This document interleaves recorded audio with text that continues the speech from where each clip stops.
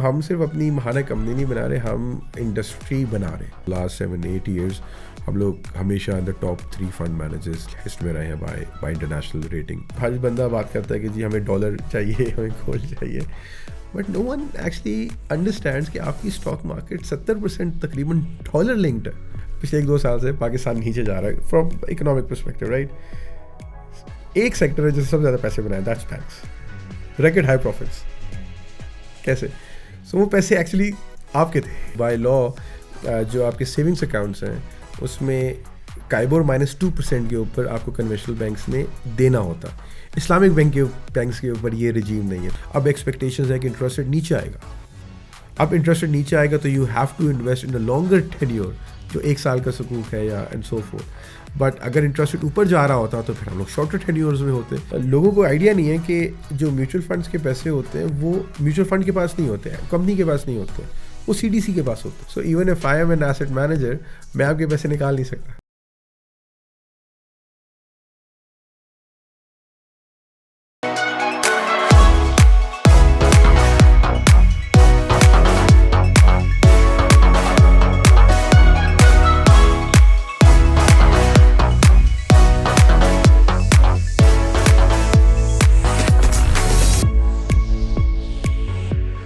जी अस्सलाम वालेकुम and welcome to another episode of Sarmaya talks. आज जो हमारे गेस्ट हैं, रिसेंटली आपने एक ETF सुना होगा, महाना ETF, जो कि सॉर्ट ऑफ रिजेंबल कर रहा है कि MI30 के इंडेक्स के साथ भी।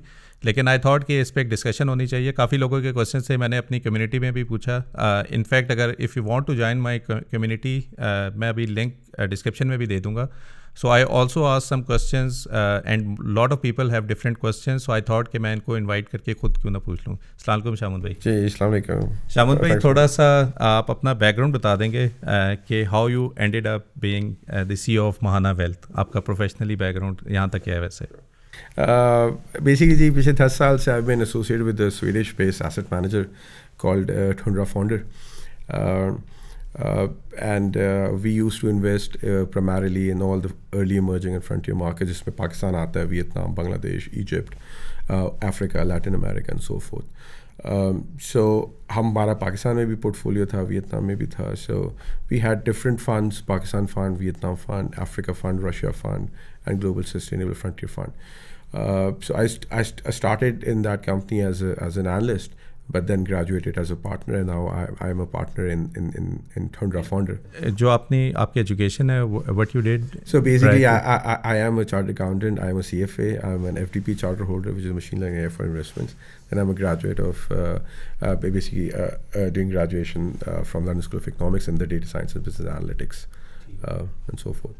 चले, गुड हो गया। और शामुन भाई, जब आपने ग्रेजुएशन की थी, so you straight away started working at tundra, या उससे पहले भी आपका प्रायर कोई एक्सपीरियंस था? मैंने जब CFA अपना किया तो मैं सिर्फ 2 साल के लिए I move to Karachi, because सीखने के लिए Karachi is the best place. And where did you education आपकी पाकिस्तान बेस्ड नहीं है? जी मेरी बेसिकली इस्लामाबाद बेस्ड है। So I am originally from here, but most of my family was in Dubai and US, so my parents were in, so I was only one in Pakistan at that time. तो बड़े ही हमने कोशिश की कि जहाँ पे सीखने के लिए वो हो। सो उस लिहाज से कराची में एक कंपनी थी, इनवाइजर सिक्योरिटीज़, उनके जो Asif Qureshi he was a renowned analyst. So I thought के I would go there and वहाँ पे basically financial modelling and data analysis सीखूँ। तो 2 साल मैंने वहाँ पे काम किया एंड तकरीबन तमाम सेक्टर्स मैंने खुद कवर किए, उनके फाइनेंशियल मॉडल्स मैंने बनाए। फिर जब मेरी लर्निंग का फ्लैट हो गई तो मैं दुबई वापस चला गया अपनी फैमिली के पास, 3 से 6 महीने का ब्रेक लिया। दैन फिर Tundra was in a very early stage, company setup हुई थी in Sweden, so they wanted to expand their team in इस रीजन के अंदर। तो फिर मैं ठुंड्रा ज्वाइन किया। So then I went to Stockholm, फिर वहाँ पे रहा। और अगर तुंद्रा को थोड़ा डिस्क्राइब कर दें, आई थिंक मैटिस जो आपके CIO हैं, मेरे पार्टनर भी हैं, आपके पार्टनर भी हैं, we also invited him on our space as well. वो काफ़ी ज़बरदस्त, और वो उस टाइम पे हमने स्पेस की थी जब मुल्क बहुत ही नाजुक दौर से गुजर रहा था, और बड़ा पॉजिटिव उनका था। लेकिन इफ़ यू जस्ट थोड़ा सा बैकग्राउंड दे दें उन लोगों के लिए जो तुंद्रा के बारे में नहीं जानते। सो बेसिकली मतेश की आपने जो बात की, ही इज़ एक्चुअली वो जो एक घोड़ा है लेकिन वो है पाकिस्तानी। वो जितना पाकिस्तान से अटैचमेंट रखता है, बिकॉज उसने तकरीबन कोई 30 साल से वो रशिया भी देखा हुआ है, दुनिया का हर मुल्क उसने वहाँ पे इन्वेस्ट किया हुआ है। जब वो पाकिस्तान आया तो उसने कहा ये तो जो इंटरनेशनल परसेप्शन है वर्सेस जो यहाँ पे एक्चुअल रियलिटी है वो तो बहुत डिफरेंट है. And then we came up with terminology perception arbitrage कि आप जब भी पाकिस्तान आएंगे तो यू विल सी कि जो इंटरनेशनल मीडिया में जो नज़र आ रहा होता है पाकिस्तान वो नहीं है and so forth. So tundra में हमारे जो मेजर हम एसेट्स मैनेज करते थे वो थे स्वीडिश पेंशन मनी. तो स्वीडन का एक मतलब एक it's a very organize pension system there जहाँ पे हर किसी के अपने इंडिविजुअल पेंशन अकाउंट्स हैं. They go into the pool, government भी कंट्रीब्यूट कर रही होती है, एम्प्लॉयर भी कर रहे होते हैं. फिर एम्प्लॉयज़ या वहाँ के लोगों को उनके पास चॉइस होती है कि वो किस फंड में बेसिकली इन्वेस्ट करना चाहें. और इंटरेस्टिंगली उनकी फाइनेंशियल एजुकेशन इतनी ज़्यादा है कि वो पूरी दुनिया में इन्वेस्ट करते हैं. सो वहाँ पे स्वीडिश पेंशनर जो है वो पाकिस्तान में भी कर रहा है, वो वियतनाम में भी कर रहा है. तो जो परफॉर्म कर रहा होता है तो वहाँ पे हम लोग basically Swedish pension money mainly manage करते थे. तो हमारी पाकिस्तान की बुक तकरीबन थी अच्छी खासी at one point time $250 million, Vietnam की $200 मिलियन के करीब थी, फ्लक्चुएट करती रहती है एंड ऑल दैट. सो 2013 के राउंड हमने और 14 के राउंड हमने जो पोजीशंस बिल्ड की like systems limited, Meezan bank, interloop packages and so forth. So यह अल्लाह का शुक्र है that for the last 7-8 years हम लोग हमेशा in the top 3 fund managers list में रहे हैं by international rating agencies. So 2014 में I built Karachi research office for Tundra. फिर 2015 में वियतनाम के लिए बनाया और उस दौरान हमने नए फंड्स काफ़ी लॉन्च किए, ESG फंड्स लॉन्च किए, वियतनाम फंड लॉन्च किया एंड सो फोर्थ. और ये वैसे कितनी हैरानकुन बात है कि पाकिस्तान में जो लोग बैठ के नीचे कहते हैं जी हमें बताएं यूएस में कैसे इन्वेस्ट करते हैं, तो स्वीडन वाले बंदे बैठ के कह रहे हैं पाकिस्तान में वहाँ से बैठ के कैसे इन्वेस्ट कर सकते हैं. एब्सोल्युटली. ये अगर हम देखें तो पाकिस्तान का रिटर्न मतलब हमारा जो एवरेज पोर्टफोलियो कंपोजिशन था पाकिस्तान को तकरीबन 20% था. So 20% of our assets were in Pakistan. It's since 2013-14. Yeah. तो और हम लोगों ने पाकिस्तान में बहुत अच्छे पैसे बनाए. सिस्टम्स लिमिटेड, मीज़ान, हमारी कुछ सक्सेस स्टोरीज ऐसी हैं that we actually identified those stocks for the market. Market में like for example systems limited उस वक्त कोई देखता ही नहीं था. तो आई मेट द CEO. हम लेकिन ये it comes with exposure is well when you travel मुख्तलिफ मुल्कों में आप जाते हैं, you see how things are, how technology is evolving and so forth. So I think top 10 के अंदर अभी Tundra I can see in the major stakeholder in systems company. we still are. जो हमने स्टार्ट में लिया तो आज तक तकरीबन उतना है हमारे पास. and same goes with Mizan. So basically now Tundra के बाद आपकी जो जर्नी थी into महाना उसके पीछे क्या स्टोरी है इससे? ओके, सो बेसिकली कोविड के दौरान हमने जो है मैं थोड़ा ज़्यादा टाइम मिल गया बिकॉज पहले तो बहुत ट्रैवल करते रहते थे, तकरीबन 15 से 20 मुल्कों में इन्वेस्टमेंट्स होती थी, तो I used to travel a lot. जब कोविड हुआ, लॉकडाउन हुए, तो आई गॉट सम टाइम. तो मैंने मशीन लर्निंग एंड AI उसमें डेटा साइंटिस्ट तो था but learn new technologies and so forth. और जब पाकिस्तान में हम देखते हैं तो जिस तरह स्वीडन में 99.9% पॉपुलेशन के अकाउंट्स हैं, brokerage, mutual funds, pension, insurance. Pakistan में देखते हैं तो 0.01%. तो हमेशा से एक था कि हम क्या कर सकते हैं, how we can transform the Swedish pension model और the saving model into Pakistan. So वो मैंने अपने पार्टनर उस वक्त में अहमद तेज़ के साथ बात की कि मतलब हम कुछ कर सकते हैं. So he agreed. फिर then I went to package Syed Babar Ali, Syed Haider Ali जो है दे ऑल्सो एग्रीड. उन्होंने कहा तो पाकिस्तान में it's a need and so forth. तो वहाँ से वो स्टार्ट हुई journey. And then I went to SECP. उनको मैंने मॉडल प्रेजेंट किया कि this is the wealth management model जो दुनिया में एग्जिस्ट करता है, हमें कुछ करना चाहिए पाकिस्तान में. SECP ने बहुत सपोर्ट किया उस पर. And then they came up with new regulations digital AMC. So we were the first one to launch a fund under the digital AMC sandbox with Mahana Islamic Cash Fund, जो हमने last year launch किया. उसके around हमने पूरा infrastructure build किया and it's a best performing fund right now because it is a very low cost. So yeah that's a journey basically. हम so it's अभी भी मेरे साथ मतलब so I am not operationally involve in Tundra Investments now, but I'm a shareholder there. और अभी के time पे अभी वी हैव रिसेंटली सीन कि महाना का आपने ETF भी लॉन्च किया है. So what are the different things which you are currently working under Mahaana का जो बैनर है? ओके, सो हमारे लिए सबसे बड़ा चैलेंज जब मैं वापस आया एंड आई वाज लाइक कि हम जिस तरह इन्वेस्टमेंट मैनेजमेंट करेंगे, एडवाइजरी करेंगे and we will build an app और काम हो जाएगा. बट जब हम यहाँ आए तो हमें रियलाइज़ हुआ कि यहाँ पे तो stock exchange, NCCPL, CDC, banking system, infrastructure connected ही नहीं है। तो मुझे आज भी याद है कि जब हम CDC से डिस्कशन कर रहे थे कि तो उनकी तरफ से ये आया कि आप क्लाइंट ऑनबोर्ड कर लें डिजिटली और पीछे से हमें ईमेल कर दें उनका PDF। And I was like ये तो हो ही नहीं सकता। अगर 50 लोग आ गए या 100 आ गए तो हम क्या आपको वो करते रहेंगे ईमेल। फिर हमने उनकी वो डिजिटल कनेक्टिविटी थ्रू APIs हमने बिल्ड करवाई, जिससे ये हुआ कि हमने यूज़र जर्नी 5 मिनट के अंदर एंड टू एंड पूरा प्रोसेस कंप्लीट कर दिया। So that was our first challenge basically. तो हमें तो मौका ही नहीं मिला कि हम इन्वेस्टमेंट प्रोडक्ट्स और उस पर आए। तो हमें तो पहले ये था कि अगर हम इन्वेस्टमेंट प्रोडक्ट्स क्रिएट भी कर दें, but if we can not allow people to open accounts या ट्रेड, तो उसका तो फ़ायदा ही नहीं है। तो पहले हमने वो इशू रिजॉल्व किया। उसको हमने उस वक्त जो हमारा पहला इन्वेस्टमेंट प्रोडक्ट था वो इस्लामिक कैश फंड था, which is like a better product then a bank account basically. कि बैंक भी गवर्नमेंट ट्रेजरीज में इन्वेस्ट कर रहे होते हैं, म्यूचुअल फंड्स भी 100% गवर्नमेंट ट्रेजरीज में इन्वेस्ट कर रहे होते हैं। दैट ओनली डिफरेंस इज़ कि इस्लामिक बैंक्स में आपको 0 to 6% इंटरेस्ट रेट मिलता है, वो जो प्रॉफिट रेट मिलता है, और म्यूचुअल फंड्स में आपको 20-22% वो मिलता है। लेकिन पैसे जहाँ गवर्नमेंट इस्लामिक सुकूक्स में रहे। तो पहला वो हमने किया।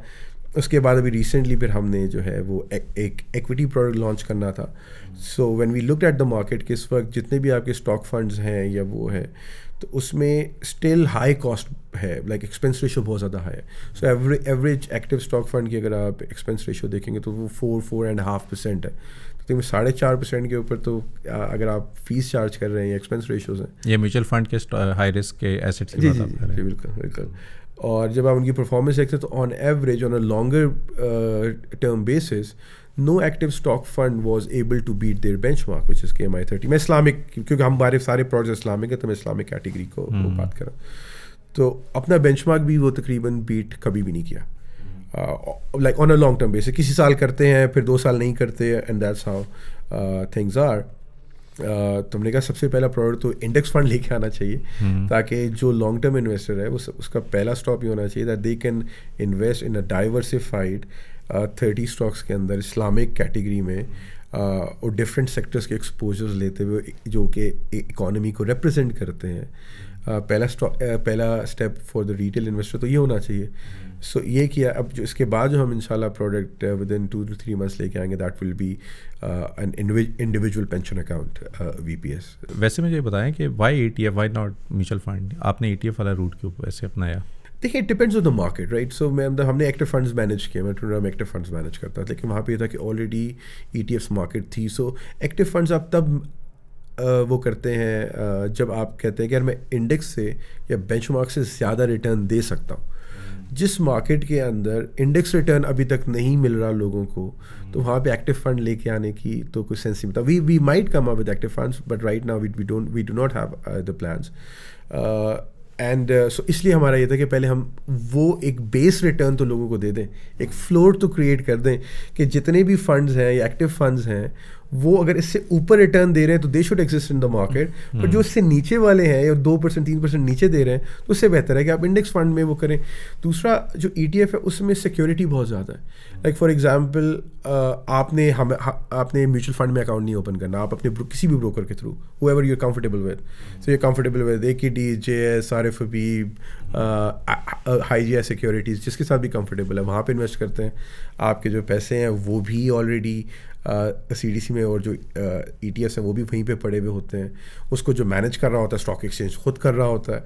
तो उसमें बेसिकली हमारा काम है सिर्फ स्ट्रैटेजी देना, हमारा काम है सिर्फ आपको बताना, एडवाइस करना कि एज ऑफ नाउ हमें ये लगता है कि आपको यहाँ पे इन्वेस्ट करना चाहिए। जब वो टेन्योर चेंज हो या वो जो आपके इकोनॉमिक साइकिल टर्न करे, तो फिर कहाँ पे इन्वेस्ट करना चाहिए। सो हमारा काम ये होना चाहिए, रादर देन कि हम आपके we get into the operation side of it and fund management. So कोई मतलब कॉन्फ्लिक्ट ऑफ इंटरेस्ट नहीं है। देयर इज़ नो, ये नहीं कि मेरा दिल करेगा तो एक स्टॉक खरीद लूँगा, एक स्टॉक बेच दूँगा as a fund manager. So it was purely due to the market circumstances, क्योंकि मार्केट में अभी जब जिन लोगों को इंडेक्स रिटर्न भी नहीं मिल रहा, वहाँ पे एक्टिव फंड की आई डोंट थिंक कि उतनी रिक्वायरमेंट है। और secondly, we did not want to be a fund manager here. हमारा ओरिजिनल ऑब्जेक्टिव जो हमारा वेल्थ का था कि लोगों को सेविंग्स की तरफ लेके आए। तो सो हमारा मोर फोकस है on the distribution side, bringing people into the financial system, कि उनका स्टॉक मार्केट अकाउंट हो, उनका म्यूचुअल फंड अकाउंट हो, उनका पेंशन अकाउंट हो, उनका इंश्योरेंस अकाउंट हो. बाद में पैसे ज़्यादा कैसे बनाने हैं, I think that is the second phase that Pakistan has to graduate to. दूसरा जो ETF के ऊपर मेरा क्वेश्चन था वो ये था कि जो आपने जिस प्राइस पे लॉन्च किया ना, इवन ये सही बात आपने की है कि we don't need to basically कोई एक स्पेसिफिक नहीं है, सब ब्रोकरेज के पास अवेलेबल है.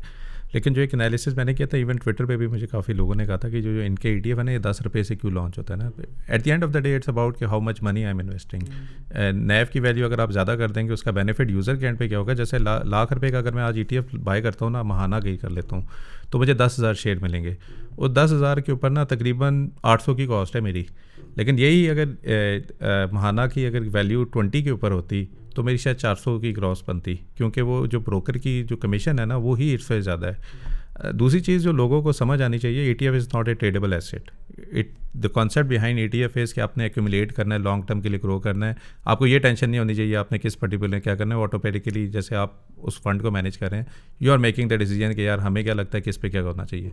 सो वो जो हैसल है ना, वो यूज़र के एंड पे ख़त्म हो गई है. दैट मीन्स कि मैं एक सिस्टमेटिक इन्वेस्टमेंट प्लान है मेरे जहन में कि मैंने महीने का 10,000 रुपया इन्वेस्ट करना है, तो मैं 1000 शेयर ना महाना ETF के लेता रहूँगा, और eight the end of the year 1,20,000 रुपये के ऊपर ना मेरे पास फॉर एग्जांपल एक 10,000 शेयर्स पड़े होंगे महाना ETF के. And automatically since you are looking at it और you are trying to basically beat the index, automatically you will be able to beat the index as well.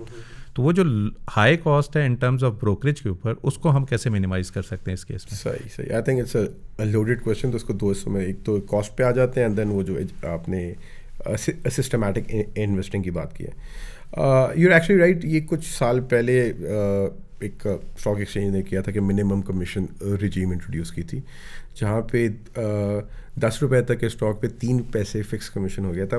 लेकिन उससे ऊपर जितने भी स्टॉक्स हैं, चाहे वो 100 रुपये का हो, 50 रुपये का हो, तो 0.15% बनती है. तो 10 रुपये के हिसाब से ये तकरीबन 0.3% बनती है. सो आई थिंक कि वो जो लाख की आपने बात की, उसमें 800 नहीं है, आई थिंक 300 है, 3 पैसे है.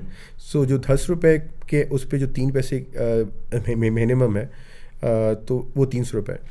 But you right. लेकिन वो ये था कि obviously this product is more towards the retail. तो वो हमारा आइडिया ये था कि अगर हम 100 रुपये का स्टॉक करते और वो 500 की मिनिमम लॉट साइज होती, तो आपको मिनिमम 50,000 चाहिए थे टू बाय 1 ETF. अच्छा. तो वो कॉस्ट हमें लो रखी ताकि आपके जो छोटे टिकट्स हैं आप उसमें भी वो परचेज कर. मैं तो एक्चुअली 1 रुपये का लेके आना चाह रहा था, ताकि आपके मतलब आपने 100 रुपये भी डालने हैं, 50 रुपये भी डालने हैं, जो भी आपकी कैपेसिटी है, दैट यू शुड डू.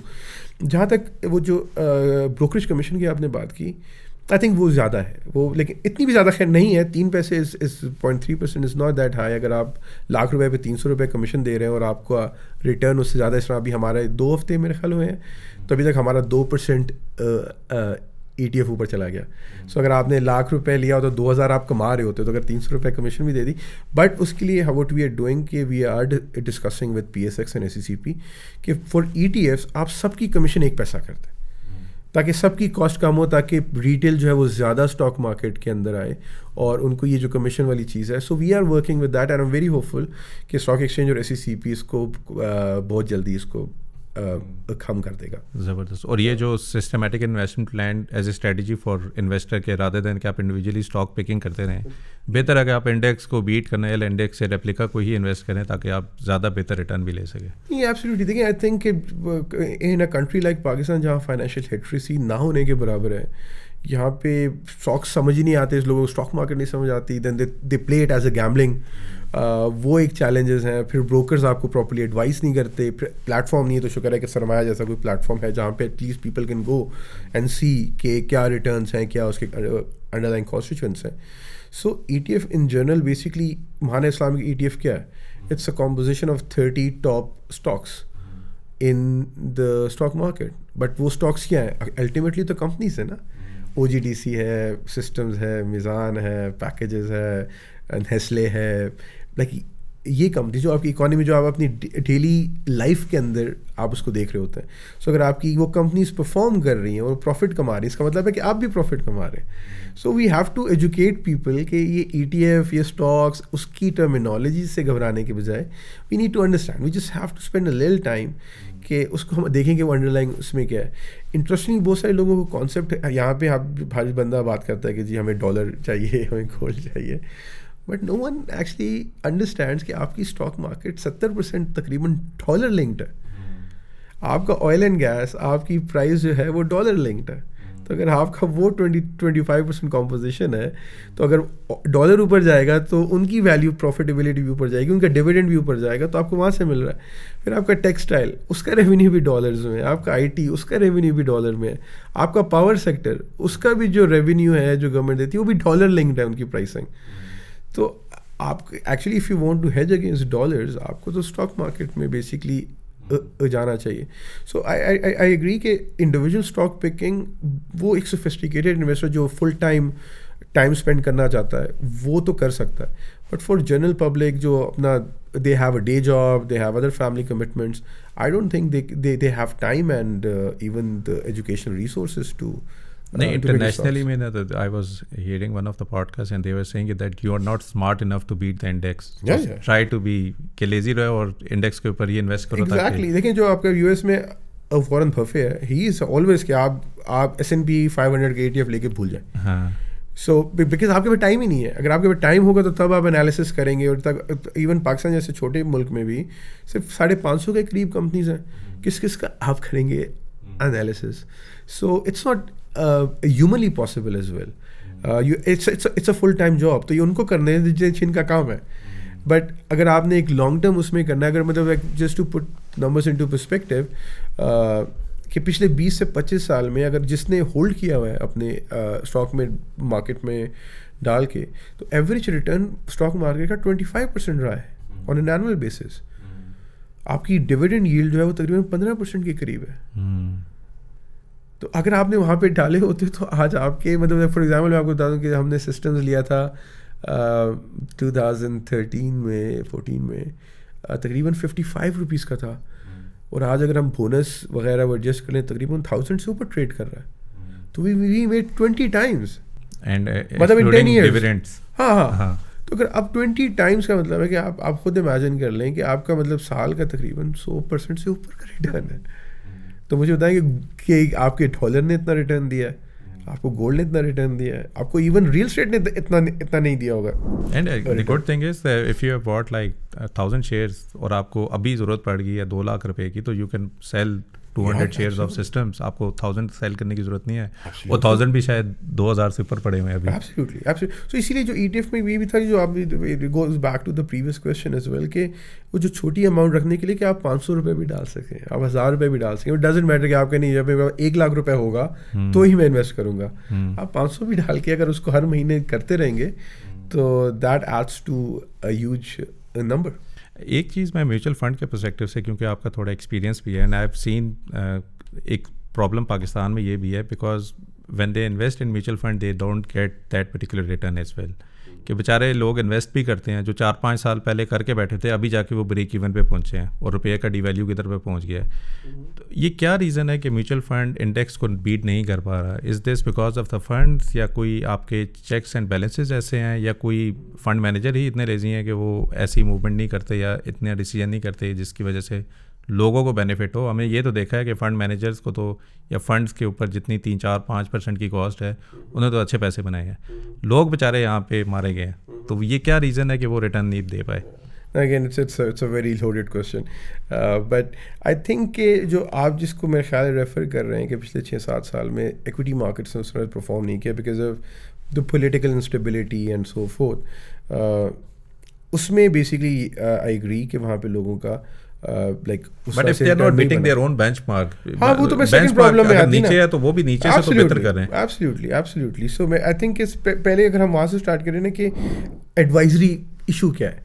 अगर वही आज आप इक्विटी मार्केट्स में करते हैं, वो साइकिल जब टर्न होता है तो आपको एडवाइस ये करना चाहिए ना कि आप इक्विटी से निकल के आप फिक्स इनकम में चले जाएं, आप फिक्स इनकम से निकल के आप गोल्ड में चले जाएं, गोल्ड से निकल के, ये एडवाइज़र और फंड मैनेजमेंट कंपनीज का काम होना चाहिए। Unfortunately because of lack of digitization and that digital connection between the asset management companies and the public वो एग्जिस्ट नहीं करता, तो वो अपने हाई नेटवर्क्स को तो एडवाइस कर देंगे, बट जो वो 10,000, 1 लाख, 5 लाख का अकाउंट होल्डर है उनको वो एडवाइस मिलती ही नहीं है कि जी अब नाउ वी सी कि एक्विटी मार्केट्स नीचे जाएंगी, ये अपने पीक कर गया है, now we should move to the fixed income. जिस तरह for example as of now आपकी जो गवर्नमेंट इस्लामिक सुकूक्स हैं वो 20 से 22% का रिटर्न दे रहे हैं। तो हमारा महाना इस्लामिक कैश फंड का 23% का रिटर्न रहा है फॉर लास्ट 1 ईयर। सो आपको एक्विटी मार्केट्स में जाना ही नहीं चाहिए था, तो आप रहे इन द मनी मार्केट और इस्लामिक में रहे। फिर लास्ट ईयर के एंड में जब केयर टेकर गवर्नमेंट ने कुछ स्टेप्स लिए for like basically to bring those reforms, वहाँ से आपकी मार्केट परफॉर्म करना, वो टाइम था जब आप इसमें एक्विटीज़ में स्विच करें, वहाँ पे आपका 50-60% बनता। सो वो जो constant advisory I think that is lacking. दूसरी जो चीज़ है obviously I think high cost. I think कि आप ख़ासतौर पर एक्टिव स्टॉक फंड्स में 4-4.5% की एक्सपेंस रेशो अगर चार्ज करेंगे और फिर तो आप एट द एंड कंज्यूमर को क्या दे रहे होंगे। एंड अगेन जो आपने मेंशन किया कि आप मतलब जो बेंचमार्क को बीट नहीं करते अपने जो KMI 30 एंड ऑल दैट, सो या अगर आप वो भी बीट नहीं करे फिर भी 4%, 4.5% फीस ले रहे हैं, तो आई थिंक दैट शुड चेंज। मैं अभी भी देख रहा था ना, अगर आप इन सब टॉप जो एसेट मैनेजमेंट कंपनीज़ की होल्डिंग है ना, 80% ऑफ देम OGDC, PPL, मारी पेट्रोलियम, यानी कि वो तो यार अगर आपने भी वही करना है तो वो तो मैं भी कर सकता हूँ ना कि तो मैं एक्सपेक्ट ये कर रहा हूँ कि आप फॉर एग्जांपल पाकिस्तान एल्यूमिनियम उसके ऊपर जाके इन्वेस्ट करेंगे, बिकॉज कि उनका बिजनेस मॉडल ऐसा है कि वो डॉलर बेस है और ये और वो है। But everyone 80% of their holding is same, इसीलिए हम इनके दरमियान पे कंपटीशन भी करें तो सारे एक ही जगह पे लाई कर रहे होते, कोई आउट परफॉर्म नहीं कर रहा, ठीक है। और तो प्रॉब्लम यही है कि जो डिसीजन मेकिंग या जो एक किस्म का मैं समझ रहा हूँ कि एक फंड मैनेजर के पास एक टूल है जो उसका नॉलेज है कि उसको अप्लाई करे, वो आइडेंटिफाई करे वो कौन सी कंपनीज है स्टॉक मार्केट की जो उनको लगता है कि वो बेहतर परफॉर्म करेंगी। लेकिन eventually everyone is basically ending up, वही 80% ऑफ द कंपनीज हैं जो कि टॉप होल्डिंग्स और वो उसी के अंदर सारे इन्वेस्टेड हैं, और वो नज़र भी आता है कि वो फिर किसी का रिटर्न उस तरह था भी नहीं ऐसे। I totally agree. और इसी वजह से जो आपके इंडेक्स बेस्ड ETFs होते हैं या इवन अगर सेक्टोरल ETFs या थीमेटिक ETFs होते हैं, उनका पर्पज़ यही है कि अगर आपको इंडेक्स रिटर्न चाहिए तो फिर तो आपको ETFs में जाना चाहिए जहाँ पे आपकी एक्सपेंस रेशो लेस देन 1% है। जिस तरह अब हमारी expense ratio right now it's 0.9%, although हमें अलाउड है to go up to 2.5%, मतलब फ्रॉम द रेगुलेशंस पर्सपेक्टिव, लेकिन हमने हमारी एज ऑफ नाउ तकरीबन 0.9% है। 0.9% का क्या मतलब हो कि एक मंथ में आपको एक नहीं, सब पूरे साल का 0.9% है कि पूरे साल में आप 0.9% तक चार्ज कर सकते हैं? नहीं, हम चार्ज तो 2.5% तक कर सकते हैं, आपका 0.9%, लेकिन हमारी जो एक्चुअल एक्सपेंस रेशियो दैट्स 0.9%। अच्छा, सो अगर आपको वही इंडेक्स रिटर्न चाहिए तो it's much better to go through the ETF। लेकिन अगर और वैसे अगर generically what is the difference between a mutual fund and an ETF? कब बंदे को म्यूचुअल फंड पे जाना चाहिए और कब बंदे को ETF में जाना चाहिए? नहीं, actually they are the same categories. देखिए, म्यूचुअल फंड का सिर्फ फ़र्क यह है कि म्यूचुअल फंड में आपकी उसमें एक्टिव मैनेजमेंट होती है कि आपने म्यूचुअल फंड के पास अकाउंट ओपन करना है, म्यूचुअल फंड आपके पैसे लेगा and will hand it over to the CDC and so forth. ETF is also a fund, it's also a mutual fund ही किसको कह सकते हैं, but it's just traded in the market. तो वो आप किसी भी ब्रोकर के थ्रू ले सकते हैं, तो उसमें और इसमें कोई डिफरेंस नहीं है। इवन दुनिया में एक्टिव ETFs भी एग्जिस्ट करते हैं। सो इवन मतलब सेम म्यूचुअल फंड अगर मैं लिस्ट कर दूं और अपनी एक्टिव फंड मैनेजमेंट उसके अंदर करूं, it's called active ETF। So ETF और म्यूचुअल फंड्स में कोई डिफरेंस नहीं है, सिर्फ द ओनली डिफरेंस इज कि म्यूचुअल फंड्स ट्रेड नहीं करते और ETFs जो है वो बेसिकली ट्रेड कर रहे होते हैं थ्रू अ ब्रोकर। उसमें म्यूचुअल फंड का या एसेट मैनेजर का सिर्फ एक काम है, to give the strategy. They are not involved in the operations and in the surrounding work primarily. So there's no difference. Investing in ETF is, अगर मैं एक एंड यूज़र के पर्सपेक्टिव से देखूं, इससे better option in terms of कि आप 4.5% नहीं दे रहा, 0.9% साल का दे रहे हो और आपको ऑटोमेटिकली वही चीज़ मिल रही है जो कि उसके थ्रू मिल रही है। एब्सोल्युटली। अगर आप अभी परफॉर्मेंस में जाए, मेरे ख्याल में सरमाया के प्लेटफॉर्म पे ये कंपैरिजन हुआ है। बिल्कुल कंपैरिजन। सो अगर आप KMI 30 हमने पता सर, मैं शमून भाई एक आगे जाता हूँ। सो मैंने ना जब बना रहा था ना, तो इतनी नॉइज़ है ना आपकी मार्केट के अंदर, समझ नहीं आती आप सही चीज़ कर रहे हो कि गलत कर रहे हो ना। तो मैंने अपने पोर्टफोलियो ट्रैकिंग में ना एक बहुत सी सिंपल KPI रखा हुआ है, वो KPI रखा है भाई यार KC 100 को बीट करना है आपने, ठीक है। आप 4 कंपनीज लेते हो और 4 कंपनीज का रिटर्न आता है, और मैं ये नहीं कह रहा कि आप डेली आके बीट करोगे, लेकिन एक होलिस्टिकली ना 15 दिन का हमने एक विजिबिलिटी दी हुई है कि 15 दिन में अगर 12 दिन आप लूज़ कर रहे हो ना, तो इसका मतलब है कि KC 100 आपसे बेहतर है। इसका मतलब है कि जो होल्डिंग है ना आपकी, उसमें कुछ तो मसला है जो आपको अपने सही करना है ताकि आप KC को वो करो। और वो फिर एक बंदा फिर अपनी इंटरनली देखता है कि अच्छा मैं फॉर एग्जांपल बैंकिंग सेक्टर में नहीं था, और बैंकिंग सेक्टर पे ना होने की वजह से मैं एक ऐसे सेक्टर में था जिसका जुलाई के बाद से अभी तक रिटर्न नहीं आया। So you get to understand कि why the index is beating me. फिर मुझे एक और पॉडकास्ट में आए हुए एक भाई ने आके बताया जी कि उन कंपनीज़ को देखना चाहिए जो इंडेक्स को बीट कर रही हो। Then we started giving analytics यार, डेली बेसिस पे, वीकली बेसिस पे, मंथली बेसिस पे कौन सी कंपनीज़ हैं जो कि इंडेक्स को बीट कर रही हैं। अब किसी ने मुझे ये कहा कि यार ये जो KC 100 है ना, या म्यूचुअल फंड पे भी अप्लाई कर दो, तो अब मैं वो भी अप्लाई करूँ यार, एटलीस्ट आपको विजिबिलिटी हो कौन सा फंड बेहतर परफॉर्म कर रहा है ना, ये तो हमें ये भी नहीं पता चलता। तो मैंने सिर्फ वो जो एक बेंचमार्क था ना, उसका बताने का मकसद ही ये था कि अगर आप स्टैंड अलोन बैठे हों, फेसबुक पे एक्सेस नहीं है, व्हाट्सएप बंद किया हुआ है, और आप खुद बैठ के कर रहे हो, तो आपको खुद पता चले कि आप कहाँ पे स्टैंड करते हैं। Exactly. तो वो चीज़ें ना हमने ऑटोमेटिकली बनाई ही इस पर्सपेक्टिव से थी कि लोगों को थोड़ी विजिबिलिटी मिले कि वो क्या होती है। एक चीज़ जो मेरा आपको क्वेश्चन था, अभी आपने मुझे कहा जी कि महाना का जो कैश फंड था उसने 23% का रिटर्न दिया, जो पॉलिसी रेट है वो तो 22% है, ये 23 कैसे हो गया वैसे? नहीं, 22%, ये 23% पे भी गया था जो काइबोर आपका था। अच्छा। और दूसरा ये कि कैश फंड्स में आप सकूक्स में जाते हैं तो पहला जो रिटर्न था वो तो उसका मेन रीज़न जो है वो तो ये है कि हमारी कॉस्ट बहुत ज़्यादा लो है compare to other cash funds. तो हमारी एक्सपेंस रेशो मेरे ख्याल है 0.2-0.3% के करीब है, if I am not wrong. और दूसरा है कि कॉर्पोरेट सकूक्स भी कुछ होते हैं काइबो प्लस 2%। सो बीच में एक्सपेक्टेशन जब थी कि इंटरेस्ट रेट ऊपर जाएगा, तो देयर वाज काइबोर जो 23% पे भी चला गया था। तो उस वक्त जो सकूक्स इशू हो रहे थे गवर्नमेंट के, क्योंकि हम तकरीबन सारे जो है वो बैंक डिपॉजिट्स में नहीं रखते, हम गवर्नमेंट सकूक्स में डाल देते हैं। बाकी कैश फंड्स हैं वो बैंक डिपॉजिट्स में रखते हैं, हर महीने वो बेसिकली रोल ओवर कर अगर देते हैं। थोड़ा सा आप इस चीज़ को एक्सप्लेन कर दें, मैंने एक वीडियो बनाई थी how to double your money ना, मैं उसमें ये बता रहा था कि बैंक आपके पैसे को क्या करते हैं ना। तो मैंने एग्जांपल दी थी हबीब बैंक की और मिज़ान बैंक की। हबीब बैंक के पास 4.2 ट्रिलियन रुपए थे डिपॉजिट्स में, और अब मिज़ान के पास ना तकरीबन हाफ ही थे, लेकिन Meezan was making more profit on their deposits than Habib bank. तो हबीब बैंक के फिर मैंने वो देखा ना, डिपॉजिट्स की जो स्ट्रक्चर होता है कि आपका करंट में 0%, इवन इस्लामिक सेविंग के जो बैंक डिपॉजिट्स है उसमें 11% है। तो मैं आपसे सिर्फ ये कहूँगा, क्योंकि काफ़ी लोगों के क्वेश्चंस ये थे कि अगर बैंक भी वही काम कर रहा है जो इस्लामिक, और उसमें कन्वेंशनल में फ़र्क क्या हो गया ना, दोनों में क्या है। तो अगर आप इसी को यहीं पे एक्सप्लेन कर दें, इन दोनों में डिफरेंस क्या है बेसिकली, कन्वेंशनल क्या कर रहा होता है, इस्लामिक क्या डिफरेंट कर रहा होता है। सो बेसिकली जो कन्वेंशनल बैंक्स हैं उनके ऊपर MDR इम्पोज्ड है, so which is minimum deposit rate. So by law जो आपके सेविंग्स अकाउंट्स हैं उसमें काइबोर -2% के ऊपर आपको कन्वेंशनल बैंक्स ने देना होता है। इस्लामिक बैंक्स के ऊपर ये रजीम नहीं है, तो उनकी अपनी मर्ज़ी है कि वो 0% दें, 5% दें या 6% दें। सो जो डिफरेंस आप बात कर रहे हैं, I would not name names, but I would say कि conventional versus Islamic bank. So conventional bank के अगर कासा 60% है, 70% है, CASA means current account, savings account, और उसमें सेविंग अकाउंट का 50-50 स्प्लिट है।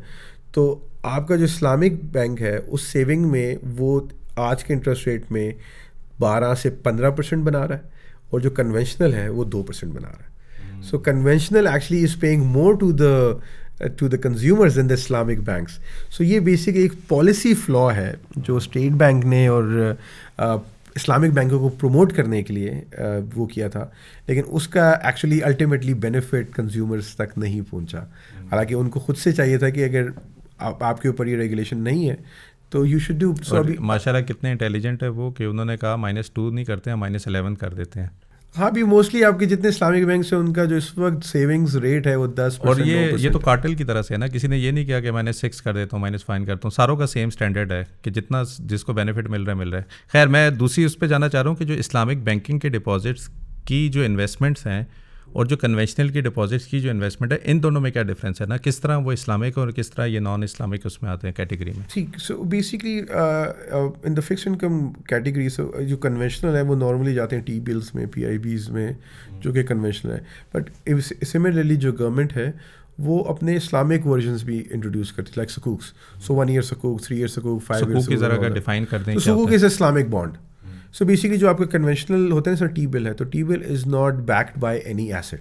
इस्लामिक शरिया कंप्लाइंस में यह है कि आपके जो भी पैसे रेज करते हैं उसके पीछे कोई एसेट होता है. सो उसका जो रेंटल या प्रॉफिट है वो डिस्ट्रीब्यूट होता है. इफ़ आई से इन अ ले man language, so for example अगर गवर्नमेंट सकूक इशू कर रही है लेट्स से 50 बिलियन का, तो उसके पीछे कोई ना कोई एसेट हमेशा होगा. Could be airport, could be some government asset, could be some proceeds and so forth. जो टी बिल्स वो रेस करते हैं उसके पीछे कोई एसेट नहीं होता. तो ये मेजर डिफरेंस है between conventional and sharia compliant investment products. और जब कंपनीज भी सुकूक ऑफर करती हैं वो भी अपना कोई एसेट रखती हैं एब्सोल्युटली कि उसके ऊपर हमें आप वो पैसे. एब्सोल्युटली वो किसी प्रोजेक्ट बेस्ड होता है, किसी एसेट की बेस के ऊपर होता है. इट्स नॉट लाइक, तो उसके पीछे कोई ना कोई एसेट. तो इस्लाम में तो कॉन्सेप्ट भी यही है ना कि आप बिजनेस करने के लिए तो पैसे ले सकते हैं ना, और उसका प्रॉफिट शेयर कर सकते हैं. तो शरिया compliance basically is more around the profit sharing, और conventional is more around on the fixed interest rate. So ये थोड़ा सा बेसिकली शरिया और उसके अंदर डिफरेंस है.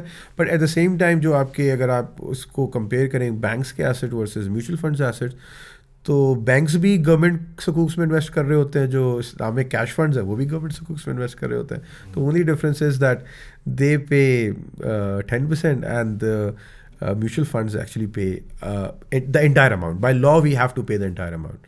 सो ऐसा नहीं है कि अगर मुझे गवर्नमेंट सकूक्स से 20% मिल रहा है तो मैं आपको 5% दे दूँ, ऐसा नहीं हो सकता. And minus the fee 100% goes to the consumer. And what else is the difference कि अगर मैं बैंक में रखता हूँ तो क्या मुझे टैक्स भी ज़्यादा पे करना पड़ता है, और मैं म्यूचुअल फंड पे रखता हूँ तो मुझे टैक्स कंपैरेटिवली कम नहीं पे करना पड़ेगा? नहीं, सेम है. मैं देख रहा था कि बैंक शायद 15% लेते हैं अगर आप फाइलर हैं, और म्यूचुअल फंड शायद आपसे 10% लेते हैं CGT टैक्स के ऊपर. So there is a 5% discount. वो देखिए अब वो उसकी थोड़े से उसमें आ जाता है, थोड़ी टेक्निकलिटीज आ जाती हैं. अगर आप 100% रोल ओवर कर रहे हैं, आप डिविडेंड्स री इन्वेस्ट कर रहे हैं, आप डिविडेंड की शेप में ले रहे हैं, so it is basically normally mutual funds पे इफेक्टिव टैक्स रेट जो हो जाता है वो 10% ही होता है. तो 5% का बेनिफिट तो है, लेकिन उसके there is a technicality around it. In normal अगर आप उसमें करें तो वो 15% उसमें. और अगर मैं एक यूज़र के पर्सपेक्टिव से करूँ कि वो डायरेक्टली गवर्नमेंट की सिक्योरिटीज़ में जाके इन्वेस्ट करता है थ्रू देयर बैंक्स और ब्रोकर्स और जो भी है उसके, और इसमें कितना डिफरेंस होगा अगर मैं इवन म्यूचुअल फंड के ऊपर भी कंपैरिजन करूँ? देखिए उसमें बेसिकली ये था कि आज से पहले, मतलब 1 साल पहले तक तो आप गवर्नमेंट उसमें इन्वेस्ट ही नहीं कर पाते थे, सिवाय इसमें कि जब भी ऑक्शन हो रहा होगा तो आप CDC के थ्रू अकाउंट ओपन करें, अगेन पेपर बेस, फिर वो पैसे दें, फिर ऑक्शन में एक रिज़ल्ट आएगा एंड सो फोर्थ. कुछ तकरीबन 6 महीने पहले आई थिंक जो SECPS और PSX ने एक ग्राउंड ब्रेकिंग इनिशिएटिव लिया था. That was they started listing सकूक्स इन द स्टॉक मार्केट. तो मेरे ख्याल है इस वीक में भी एक सकूक ऑक्शन हो रहा है. So now at least you can buy सकूक फ्रॉम द मार्केट डायरेक्टली. और ये आपके ब्रोकर के थ्रू आप ले रहे हैं? एग्जैक्टली. सो आप ले सकते हैं.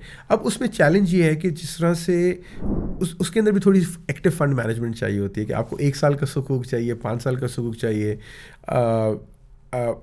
आई डोंट नो आपकी ऑडियंस कितनी फाइनेंशियली है जो बोलेगा, but I try to be as simple as possible. So for example अगर आपके इंटरेस्ट रेट नीचे जा रहा है और आपके पास 5 साल का सकूक है तो आपकी वैल्यू बढ़ जाएगी, कैपिटल गेन आएगा. लेकिन अगर इसी तरह से आपके पास 5 साल का सकूक और इंटरेस्ट रेट ऊपर जा रहा है तो आपकी वैल्यू कम हो जाएगी. सो आपको कैपिटल लॉस आएगा. अब वो यूज़र को नहीं समझ आएगी या वो इन्वेस्टर को नहीं समझ आएगी कि ये मुझे लॉस हुआ क्यों है. सो इसके अंदर भी there is some sort of active fund management that you play on the tenure. You have to have a prediction के इंटरेस्ट रेट ऊपर जा रहा है या नीचे जा रहा है, तो उससे यू यील्ड से. So basically the concept of fixed income और मनी मार्केट शुड भी कि आप पैसे लूज़ नहीं करें. लेकिन जब आप वो पैसे लूज़ करना स्टार्ट करेंगे, वो लूज़ नहीं हो रहे होते, बट लाइक वो जब as an investor and specially in the country like Pakistan जहाँ इन्वेस्टर एजुकेशन इतनी नहीं है, तो वो जब लॉस देखते हैं तो इमीडिएटली कहेंगे मतलब मुझे तो मनी मार्केट में भी लॉस हो गया. तो मनी मार्केट में लॉस हो सकता है? नहीं, देखिए उसमें वही चीज़ है कि उसमें लॉस, कैपिटल गेन का टाइमिंग का डिफरेंस हो सकता है. अब आपको पैसे उसमें रखने पड़ते हैं फिर, like you have to keep it, but उसमें so that's where the fund managers come in to play कि कब उसको उनको लॉन्ग टर्म टेन्योर चाहिए, कब उनको शॉर्ट टर्म चाहिए. फॉर एग्जाम्पल अब एक्सपेक्टेशंस है कि इंटरेस्ट रेट नीचे आएगा. अब इंटरेस्ट रेट नीचे आएगा तो you have to invest in a longer tenure जो 1 साल का सकूक है या एंड सो फोर्थ. बट अगर इंटरेस्ट रेट ऊपर जा रहा होता तो फिर हम लोग शॉर्टर टेन्योर्स में होते. सो वो जो थोड़ी सी active, so that is a difference if people are educated enough that they can go and buy directly into the stock market. So that government सकूक्स तो उनको वो करना चाहिए. बट एज ऑफ नाउ इतने ऑप्शंस नहीं, क्योंकि अभी तक 1 साल का सकूक सिर्फ वो लेके आ रहे हैं, 3 साल 5 साल का नहीं लेके आ रहे. दूसरी बात है इसमें भी वही फिर कॉन्सेप्ट अप्लाई हो जाएगा, how educated you are. Similarly कि आप एक स्टॉक बाय करते हैं या 2 स्टॉक्स बाय करते हैं वर्सेस ETF बाय करते हैं, so that would be the difference. I think ये मिनिमल वेटेड जो वेटेज होती है वो उसी पर डिपेंड करता है ना, जैसा इनकम फंड के ऊपर आप यार इन्वेस्टेड और वो वाले इनकम फंड है जो कि लॉन्ग टर्म के सकूक्स के ऊपर इन्वेस्टेड हैं, सो अगर इंटरेस्ट रेट नीचे जाता है तो वही आपका in terms of capital gain हो जाएगा। और इसी तरह का ऑपोजिट अगर आप उसके ऊपर इन्वेस्टेड हैं और वो ऊपर चले जाते हैं तो वो जो डिफरेंस है वो आपका लॉस में कंसिडर किया जाएगा उसमें। बिल्कुल ऐसे ही, बिल्कुल ऐसे। सो बेसिकली जो आपके जो म्यूचुअल फंड्स होते हैं, जो मनी मार्केट फंड्स होते हैं, वो ये मैनेज कर रहे होते हैं, मतलब उनका फंड मैनेजर का काम यही है कि वो यही मैनेज करें कि कब हमें शॉर्ट 10 ईयर्स में जाना है, कब हमें उसमें जाना है, तो हाउ टू इंक्रीज द जिस आपने भी कहा ना कि हमारा अगर 23% था, उसका मेन रीज़न यही था कि उस वक्त हमारे पास जो सकूक्स थे, लोग बैंक्स में थे और हम सकूक्स में थे। सो हमें एक जो सकूक मुझे याद है आज हमें जो मिला था उस वक्त इत्तेफाक से KIBOR was 23%, market was expecting 2% interest rate ऊपर चला जाएगा, लेकिन वो नहीं गया। और उसमें जो सकूक रीसेट हुआ वो सकूक में काइबोर प्लस 2% के करीब, आई थिंक 90 बिप्स, मतलब I don't want to give the wrong number, but that was a very high yield that we received. We got lucky, I'd say. अच्छा, अब going forward what else can we expect from Mahaana? एक तो हमने देख लिया आपका ETF आ गया, we can see आपने फिगर्स दिए हैं, लेकिन स्टिल आई डोंट थिंक कि जो आम पब्लिक है they can invest in your cash fund. Is it true or या people can still invest? So basically जी हमारा पहले तो ये था कि we wanted to introduce a very low cost and risk free product theoretically. So वो money market हम लेके आ गए, फिर हम इक्विटी प्रोडक्ट लेके आना था। अब जो नेक्स्ट प्रोडक्ट हम इंशाल्लाह लेके आ रहे हैं that is a pension account, so individual pension account, और उसके साथ लाइक ऑटोमेटिकली इंश्योरेंस भी इंक्लूडेड है। So that's the game, basic game plan. Pension हम क्यों इसलिए कि पाकिस्तान में मतलब you always hear about the pension reforms and the pension bomb and all that, so हर किसी का इंडिविजुअल इन पेंशन अकाउंट होना चाहिए so that they can also get 20% income tax credit, उनके बाद थोड़ी सिक्योरिटी हो। सो ये pipeline and then we will build upon maybe new innovative investment products and so forth. As far as public can involve, so we are still on a wait list, we are selectively bringing in clients and so forth, so that we are testing. So basically what we have done is कि हम सिर्फ अपनी company नहीं बना रहे, हम पूरा industry का इकोसिस्टम और इंफ्रास्ट्रक्चर बेसिकली इम्प्रूव कर रहे हैं। सो फॉर एग्जांपल हमने CDC के साथ मिलके वो बनाई, अब हम स्टॉक एक्सचेंज और ब्रोकर्स के साथ भी हम बेसिकली वो कर रहे हैं।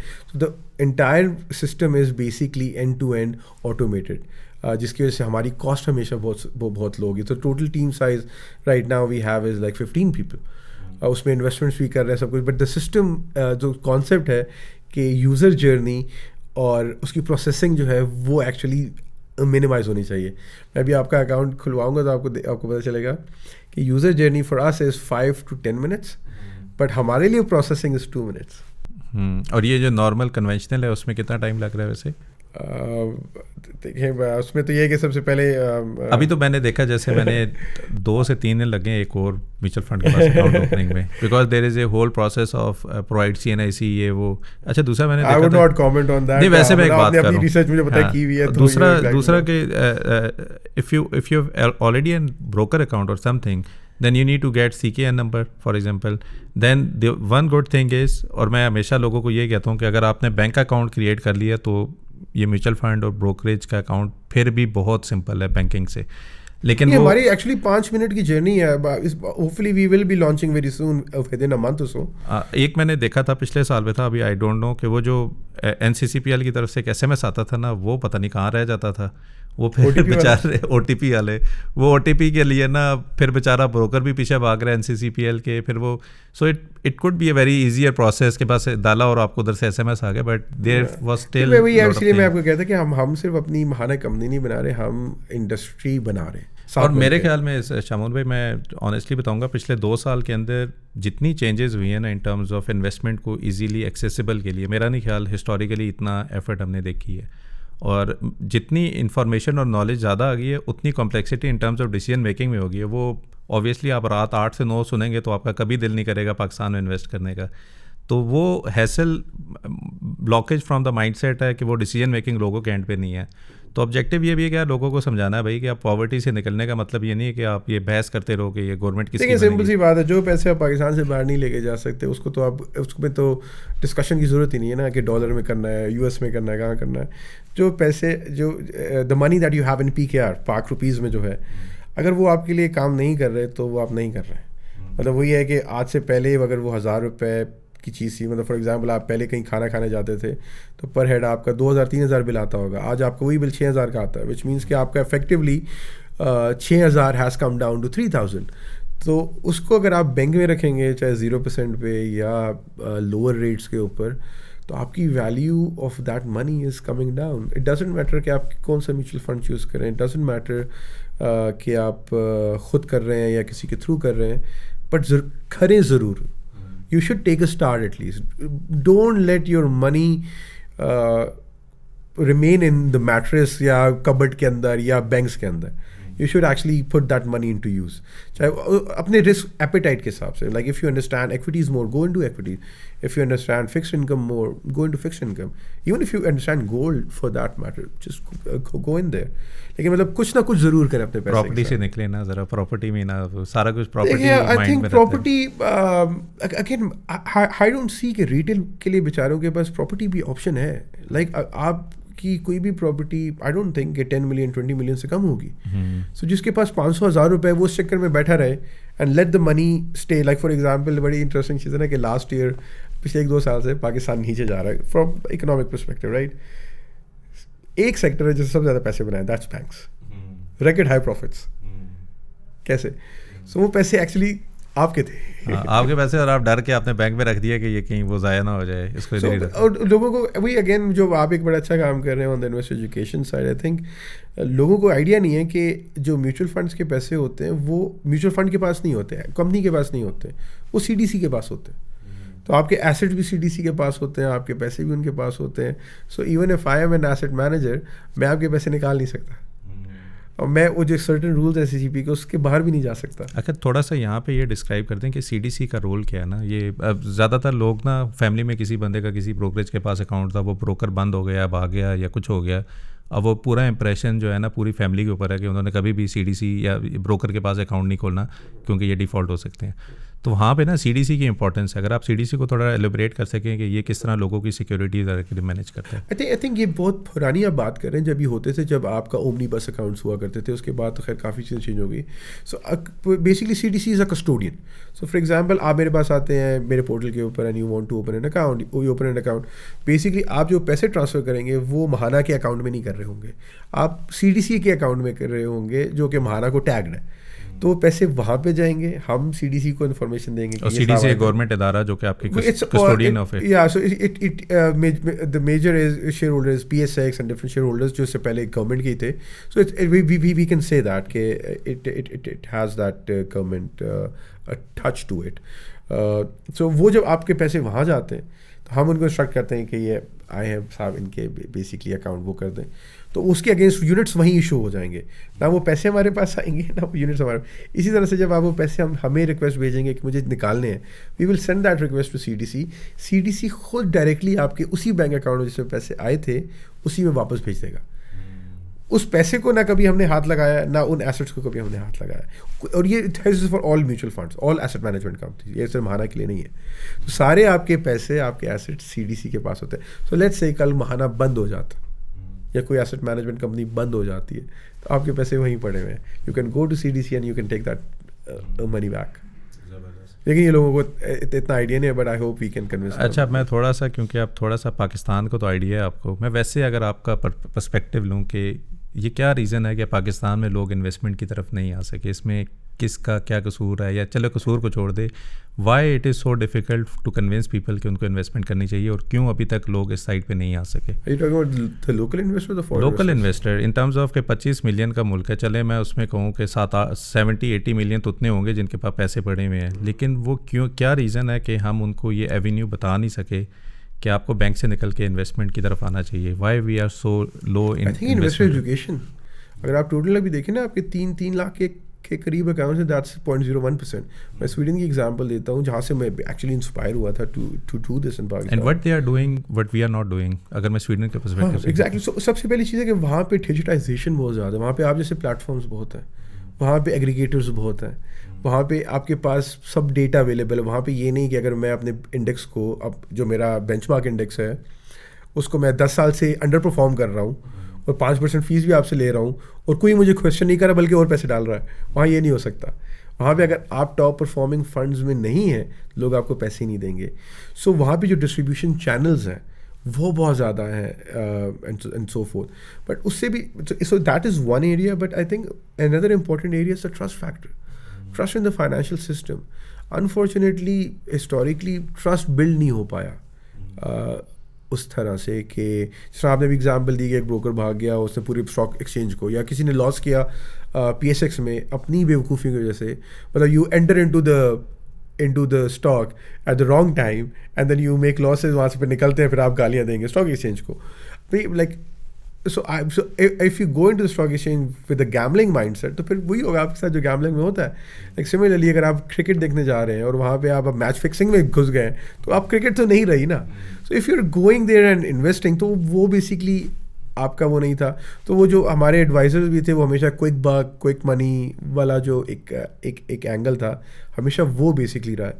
एंड आई गेस जो तीसरा मेन रीज़न है वो ये कि because of lack of back-end technological infrastructure by the financial system, आपके लिए कभी भी वो 10,000 20,000 वाला बंदा आपकी टारगेट मार्केट ही नहीं था, या 1 लाख वाला बंदा या 10 लाख वाला बंदा टारगेट मार्केट ही नहीं था, क्योंकि उसकी एक्विजिशन कॉस्ट बहुत ज़्यादा है.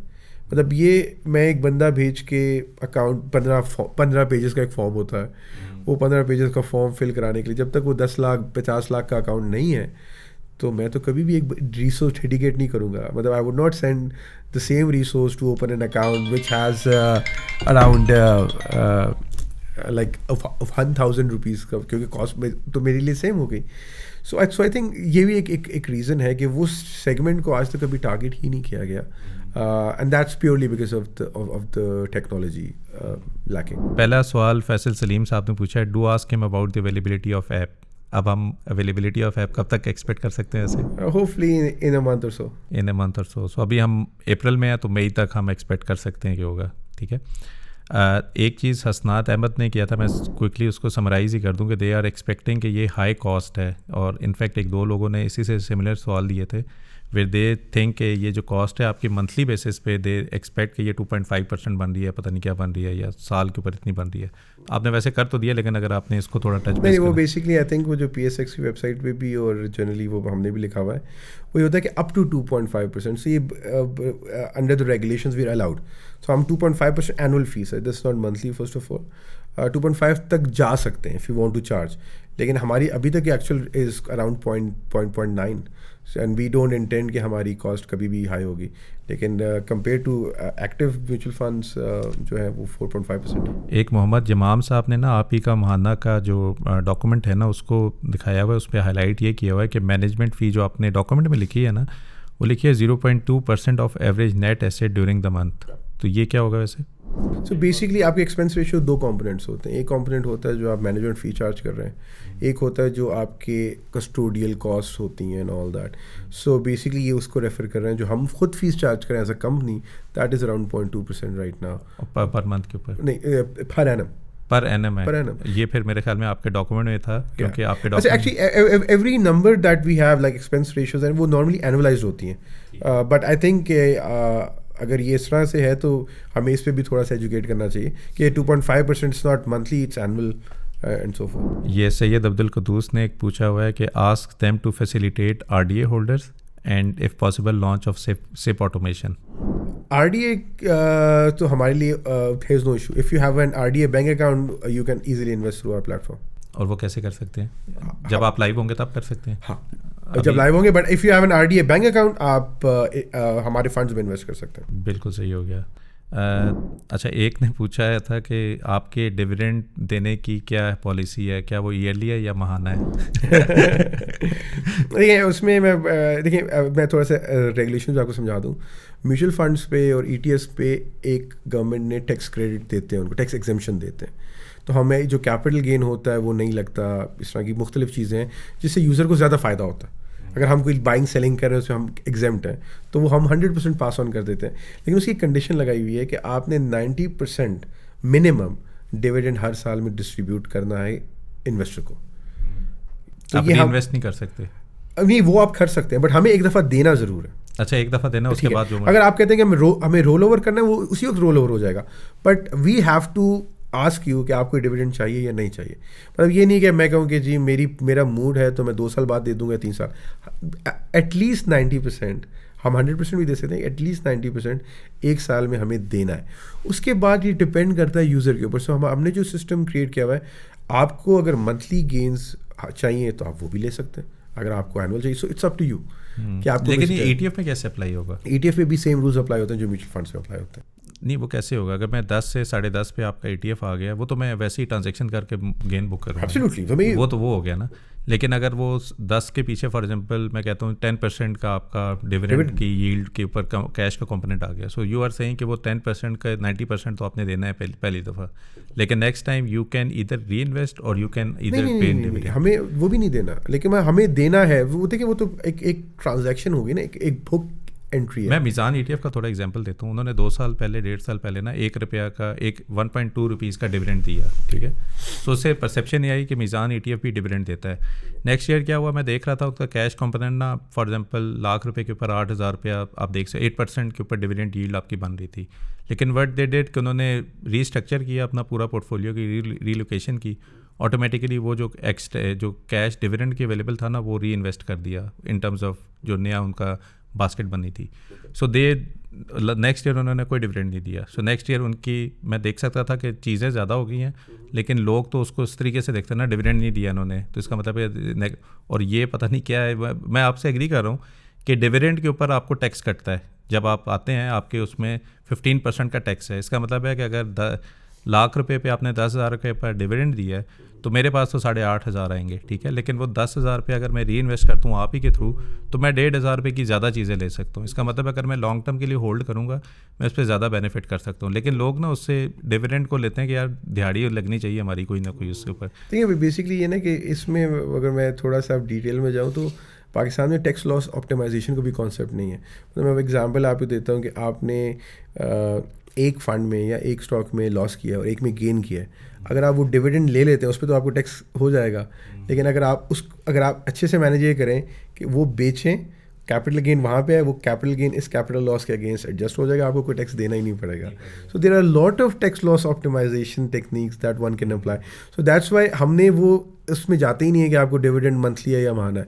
हमने मेरा जो रेगुलेशंस है वो आपको बता दी, बाकी इट्स अप टू यूज़र। अगर यूज़र कहता है कि मुझे हर महीने इतना एक्स अमाउंट चाहिए तो सिस्टम कैन डू इट, चाहे वो बाय करके करता है या सेल करके करता है। क्या स्ट्रेटजी होगी इन टर्म्स ऑफ माना ETF? आपने क्या करना है? यही लोगों पे छोड़ना है कि भाई आप बताओ कि आपको क्या चाहिए? एग्जैक्टली। सो जिस तरह अभी आपने एक रेफर किया ना कि आपको जब भी पैसे चाहिए आप भेजते हैं और आप उसमें like kind of so basically what you are saying is कि डिविडेंड जो आएगा हम री इन्वेस्ट करेंगे, वो आपकी उसमें आ जाएगा, फिर आपके ऊपर आपने उसको सेल कर दें, वो आप कैश आउट कर लें। देखिए, वो जो साल के एंड में जो हमने डिविडेंड देना है ना, या 6 महीने में देना है, तो वो तो हमने बेसिकली वो जब हम डिस्ट्रीब्यूट कर रहे होते हैं तो हम पूछ लेते हैं कि do you want to roll over, do you want to re invest और do you want to take cash. If you say I want to take cash then we will give you cash. If you say कि री invest कर दें तो हम री invest कर देंगे। That's how it is. एक फारूक हैदर साहब ने सवाल किया है कि ask him will they change weightage of stocks in order to get better result and beat KMI index?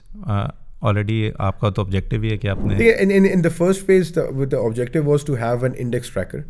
उसके बाद जो एक्टिव फंड मैनेजर जब वो बीट करने वाली बात है, that is something that we will look into future. But right now I think जो मार्केट में गैप था वो ये था कि इंडेक्स को पहले मीट तो कर लें, पहले उसको ट्रैक तो कर लें, उसके बाद फिर एक्टिव फंड मैनेजमेंट। और वैसे हिस्टोरिकली KMI 30 ने KC 100 को बीट किया हुआ है वैसे तकरीबन ही आसपास ही रहे। लाइक ऑब्वियसली KC 100 का इशू ये है कि KC 100 is a very old index, KMI 30 काफ़ी बाद में आया क्योंकि जब आपकी शरिया कंप्लायंस सो स्टॉक्स उसमें ऐड होते रहे। सो इसलिए उसका कंपैरिजन विद KC 100 थोड़ा सा मुश्किल हो जाएगा, बट पिछले 5 साल का तो कंपैरिजन है। आपकी ऐप इज टोटली शरिया कंप्लाइंट, मतलब you are focused on all the investment products that we are doing शरिया का, चाहे पेंशन है, चाहे वो ETF है, इक्विटीज़ है, चाहे वो मनी मार्केट। और अगर मैं एज एन इन्वेस्टर आज आपसे पूछूं कि मेरे पास 10 लाख रुपए पड़े हैं शामून भाई, बताएं मुझे क्या डिस्ट्रीब्यूशन रखनी चाहिए उसको इन्वेस्ट करने के लिए मार्केट में। तो आज के एनवायरनमेंट में देखकर मैं मैटिस आया था लास्ट टाइम पे, तब तो बहुत ही हालात ख़राब थे and he was so positive about the country कि वो होना चाहिए, लेकिन आज कंपैरेटिवली इंडेक्स बेहतर है। तो अगर मैं आपसे पूछूं कि आज जब हम इंडेक्स ऑल टाइम हाई के ऊपर खड़े हैं और मैंने एसेट की डिस्ट्रीब्यूशन करनी हो, तो मैं क्या रीलोकेट किस तरह डिस्ट्रीब्यूट करूँगा? और मैं लिक्विड एसेट्स की बात करूँ। ये 10 लाख पाकिस्तान में पड़े, पाकिस्तान से 10 लाख पाकिस्तान में पड़े। अच्छा, तो भाई पाकिस्तान में पड़े हुए तो इन्वेस्ट तो होने ही होने चाहिए, चाहे वो आप फिक्स इनकम में कर दें या इक्विटी मार्केट्स में कर दें। I think equity market is not just हमेशा वो अपने मेरिट पे नहीं चलती। मार्केट्स कैन बी इरैशनल और इनएफिशिएंट फॉर लॉन्गर पीरियड्स, लेकिन ये ऑल टाइम हाई से इशू नहीं। अगर पाकिस्तान अपने पोटेंशियल भी सही होता है ना, तो आज ये इंडेक्स 2 लाख होता। अगर हम अपनी प्राइस अर्निंग कंपैरिजन करें ना इंडिया के साथ, बांग्लादेश के साथ, वियतनाम के साथ, तो Pakistan is trading at a very low multiple. मतलब India is trading at 28, Bangladesh is trading at 18-19, Vietnam is trading at 17। हम लोग मेरे ख्याल है 3 या 4 के ऊपर ट्रेड कर रहे हैं। तो हमें तो मतलब लाइक यहाँ से 4 टाइम्स अपसाइड है।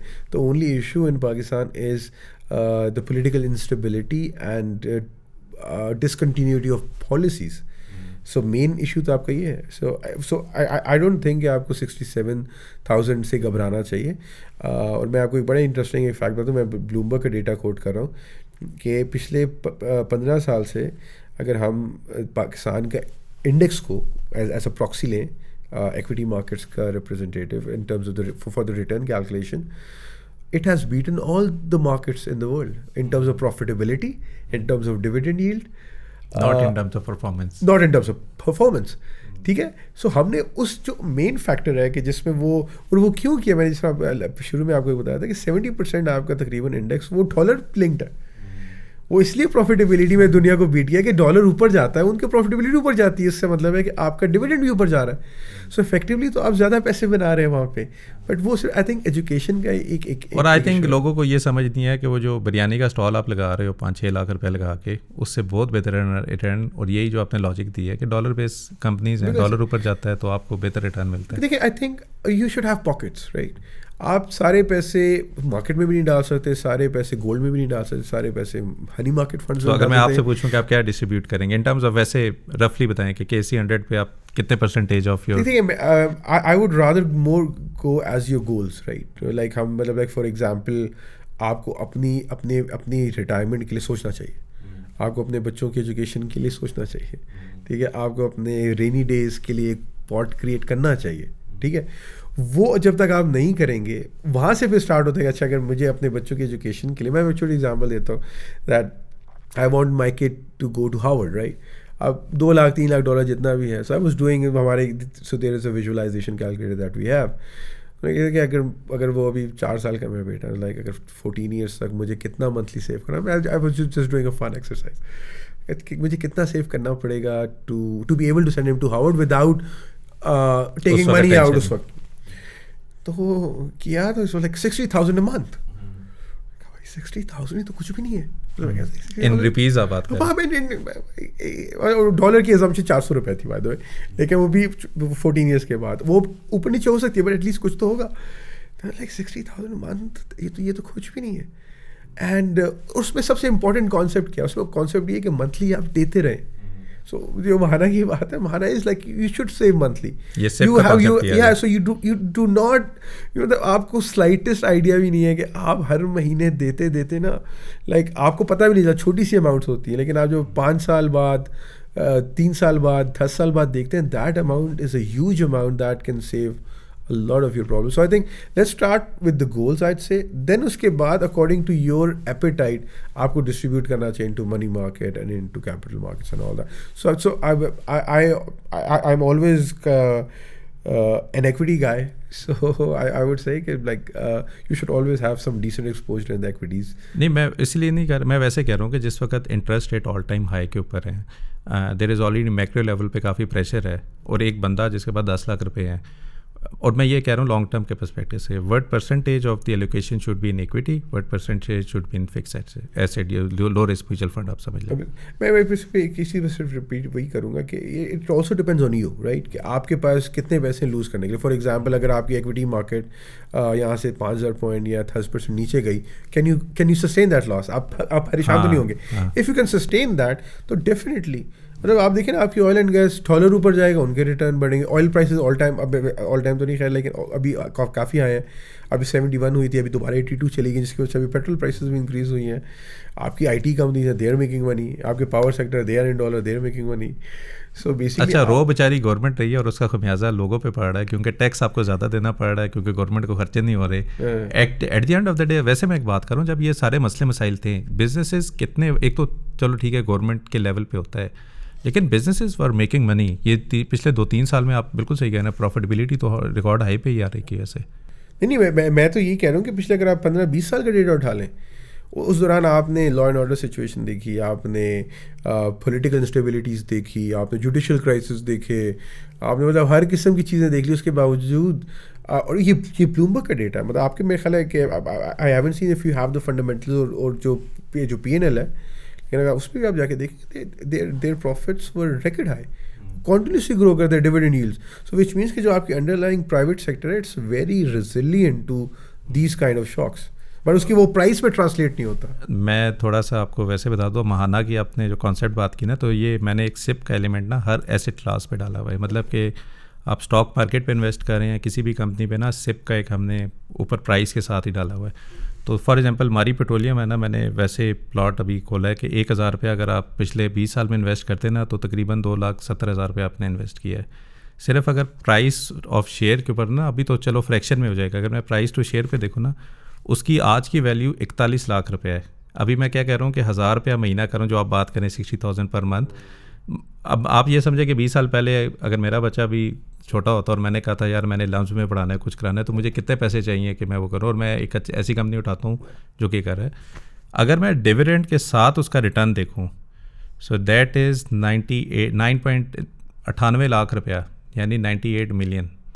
तो 2,60,000 रुपये का इम्पैक्ट सिप में लॉन्ग टर्म के ऊपर, और डिविडेंड इज़ कैश आउट। अगर मैं उसको री इन्वेस्ट करूँ तो वो तो पता नहीं कहाँ चला जाए। और लेकिन ऑब्जेक्टिव क्या है कि लोगों को ना, हमने तो प्लेटफॉर्म को फ्री किया हुआ है, and I am so surprise, wealth of information for free, wealth so much options के जो जहाँ से आप अपना पैसा ग्रो कर सकते हैं।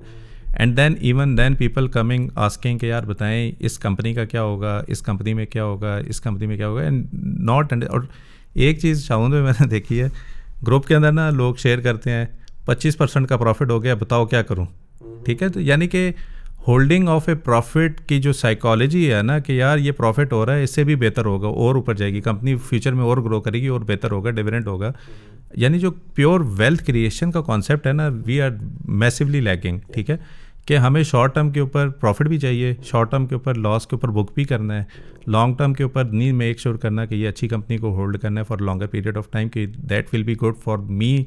और होता क्या है ना कि हमारा पहला ऑब्जेक्टिव ये होता है कि इतने पैसे हो जाएं कि मैं जॉब से रिज़ाइन कर दूं। यानी ये नहीं, कॉम्प्लीमेंट नहीं करना, आपने जॉब से रेजिग्नेशन पे फोकस होता है आपका, ताकि मैं फुल टाइम अपना कोई काम करूं, रादर देन ये कोशिश करना कि यार 10 साल बाद ना डिपेंडेंसी और जॉब शुड बी मिनिमल। यानी कि वो जॉब जो पैसे दे रही है, may be I do have some sort of passion which I can pursue after it, लेकिन अभी क्या होता है ना, 3 महीने में पैसे बनते हैं, सर मैं रिज़ाइन कर रहा हूँ, 4 साल की डिग्री की है, सर मैं नहीं कर रहा, मैं इसी साइड पे हो रहा हूँ, मैंने इससे ही पैसे बनाने हैं। एंड और लोगों को ये समझ नहीं आती कि जब किचन मनी आपकी इन्वेस्टमेंट पे आ जाए ना, फिर पैसे कभी नहीं बनते, और फिर आप वो एक मेंटल स्ट्रेस में आ जाते हैं, फिर लोगों से डेट वगैरह के पीछे पड़ जाते हैं कि वो करना है। तो हमने तो एंड मारी पेट्रोलियम का, वैसे मैं सेल्स का, हमने प्लेटफॉर्म पे अगेन डाटा फ्री है। 2018 में 40 billion was there top line, और आज के दिन में 145 billion is there top line.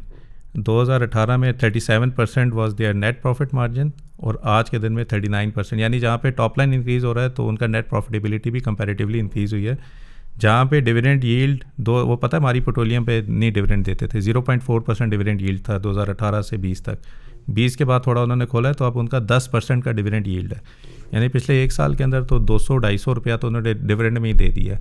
और आप ये सोचें कि ये डिविडेंड आपकी इन्वेस्टमेंट जो कि बढ़ भी रही है और डिविडेंड में आपको पैसे मिल भी रहे हैं, so dividend can be use कि आपकी डेली की जो है उसको आप वो कर सकते हैं। मैं आई थिंक जो हमारी है, आप बिल्कुल सही कह रहे हैं, आई थिंक 6% हमारी ETF में इट्स हमारी, आई थिंक तकरीबन इतना ही। बट वही बात है कि अब आप you have to just scale yourself कि आप कितने financial educated. If you are zero, I think you should go into the diversified fund. आप जैसे जैसे आते हैं, सो बेसिकली जैसे हम उसको कहते हैं 80-20 rule. So 80% is about tracking the index and 20% is trying to play कि जहाँ पे आप अल्फा क्रिएट कर सकते हैं। सो आई वुड से कि 80% आप तो हमेशा इंडेक्स, जैसे वॉरेन बफेट की जो भी बात आप कर रहे थे, एग्जैक्टली वही है that in the long run you cannot beat the index. Market is always smarter than you. If you are beating then obviously you are a genius, but like that's a different skill set. वो कुछ लोगों में हो सकता है, वो exceptional fund manager में हो सकता है, but 90% of global fund managers उन्होंने आज तक अपना इंडेक्स बीट नहीं किया। तो हम पाकिस्तान की क्या बात करते हैं, मतलब इवन इंटरनेशनली भी नहीं हुआ। सो ये है कि like you should keep like you the first focus is to keep an exposure through a diversified index tracker ETF, and then try to identify these particular alpha stocks from the market. आखिर में शामुन भाई जाते जाते कोई पैगाम देना चाहें, कौम आपको सुन रही है। नहीं, अभी हम स्टेज पे नहीं है कि कौम को एड्रेस कर सकें, बट आई थिंक जो इस वक्त आपके इकोनॉमिक हालात हैं या जो इन्फ्लेशन के हालात हैं and so fourth, I think अब वो टाइम है जहाँ पे आपको थोड़ा सा रोल खुद भी प्ले करना है अपने लिए। You can not just rely on the government और ऑन योर एम्प्लॉयर कि जी सैलरी बढ़ा दें, ये कर दें। आपको भी अपने आप को थोड़ा सा अपनी हैबिट्स चेंज करनी है, अपनी सेविंग्स की तरफ जाना है, अपने फ्यूचर्स की तरफ। मतलब वो एक वो कॉन्सेप्ट है ना कि अल्लाह मालिक है, अब ये it's a very good concept, but at the same time उस चक्कर में बहुत सारे लोग ऐसे होते हैं that they stop doing efforts. So आपको खुद थोड़ा सा अपना, लाइक फॉर एग्जांपल अगर आप 2 वक्त बाहर हफ्ते में 2 दफ़ा बाहर जाते हैं तो 1 दफ़ा चले जाएं, but keep saving. May be वही पिछड़ा भी आपने बात की ना कि वही अगर मैं 1000 रुपये सेव करता है किसी एक स्टॉक के अंदर और मेरे पास 98 लाख होते तो आज शायद ये ब्रंट आपको फील नहीं हो रहा होता। लेकिन उस वक्त आपको वो डिसिप्लिन ज़रूर लेके आना था कि आप हर महीने 1000 रुपये, 500 रुपये, 2000 रुपये एक सेव करें। सो आई थिंक वो हैबिट आप लोगों को, मतलब हम एज अ कंट्री, और ये देखिए अगर आप इसी को अगर आप थोड़ा मैक्रो लेवल पे ले जाएं, पाकिस्तान का इशू क्या है, savings and investment to GDP ratio is very low. So we as a country we don't save. तो सो आई थिंक इस सिचुएशन से निकलने का, you don't have to rely on the government completely. अपने employers को तंग नहीं करें कि लाइक सैलरी बढ़ाएं, because they are also struggling, right? But may B I think if you start saving और investing according to your preferences, Shariah complaint जाना है, कन्वेंशनल जाना है, एक्विटीज़ जाना है, फिक्स्ड इनकम जाना है, गोल्ड जाना है, कहीं पे भी जाना है, बट वो 500 रुपये, 1000 रुपये, वो 2 small denominations of savings will have a long lasting impact in 5-10 years. ज़बरदस्त। आई थिंक वो किसी बंदे ने, सियाने ने सही कहना कि the best time was to investing was 20 years ago, the second best time is now. और ये आई थिंक ये जो हमारा कॉन्सेप्ट होता है ना, नमाज में कल से करूँगा तो इन्वेस्टमेंट भी कल से करूँगा, वो कल कभी नहीं आती किसी की थी। आज से आप स्टार्ट करें। I hope Mahana is a good addition in the market. We will be covering Mahana quite actively as well in future as well. लेकिन the whole objective of or I think you tapped in at the right time in the market as well. I think अब लोगों को थोड़ा हो रहा है कि ये जो नाजुक हालात है ना, उसमें हमारा भी थोड़ा कसूर है। डिपेंडेंसी और government and doing everything is not the right approach. Government बेचारी के पास पैसे ही कुछ नहीं है, वो आपको क्या देगी? एंड आई पर्सनली थिंक कि पॉवर्टी का इलाज एक ही है कि आप इन्वेस्टमेंट स्टार्ट कर लें। The earlier you do for a longer period of time, the more happier you will B for in the longer period. और जिस तरह आपने बात की, अभी जिस तरह आप कह रहे हैं जो मैंने बच्चे की अभी से स्टार्ट कर दिया, so that is a good approach of basically having something. अगर आप 60,000 रुपये महीना सेव करके बच्चे को हार्वर्ड भेज सकते हैं। हाँ। अब उसके बाद जब आप देखिए क्यों आपका वेस्ट जैसा स्वीडन था, सो वहाँ पे जब मैं था तो मेरी एजुकेशन फ्री, फिर हेल्थ केयर फ्री, अगर मैं मास्टर तक फ्री, बच्चों की सबकी फ्री, PhD करूँगा तो $4,000 वो देंगे। जब आपके पास ये सिक्योरिटी है तो आप क्यों नहीं एंटरप्रेन्योर बनेंगे, आप क्यों रिसर्च नहीं करेंगे? और उधर जाके फिर लोग इन्वेस्ट भी कर रहे हैं। एग्जैक्टली, ठीक है। तो अगर आपके यहाँ पे हो गया भाई मेरे फाइनेंशियल सिक्योर्ड है, लेकिन अब मेरे बच्चे ने सिर्फ पढ़ना है, तो आपके दो चैलेंजेस में से एक तो खत्म हो गया ना। So we need to understand this, but like वो ये कि I think we have to educate people, and I think no one can do it alone. It's not me, it's not you, it's not PSX, it's not SCCP, it's not the government. I think there has to be an ecosystem and a vibrant community to start having and those massive potential. ये 0.03 से अगर आप 0.1 भी कर लेते हैं ना, तो आप ये देख लें। अभी तो मैं कंपैरिजन देख रहा था कि 2007-8 में ना तकरीबन 800 बिलियन इन्वेस्टेड था म्यूचुअल फंड में, अब 2.2 ट्रिलियन इन्वेस्टेड है। एंड 2000 जो अच्छा टाइम था वो 55% were invested in the equity market. Right now it's less than 10%।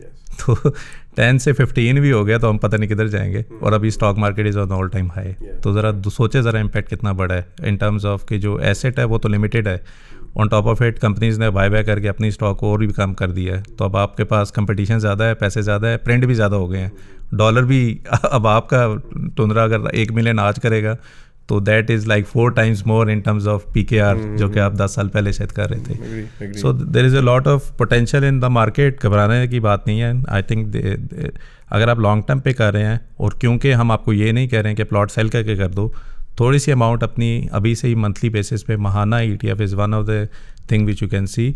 Don't try to be over smart. I would still say I think Shamoon भाई की जो थी कि 80% should be invested in the ETF and 20% you can play around.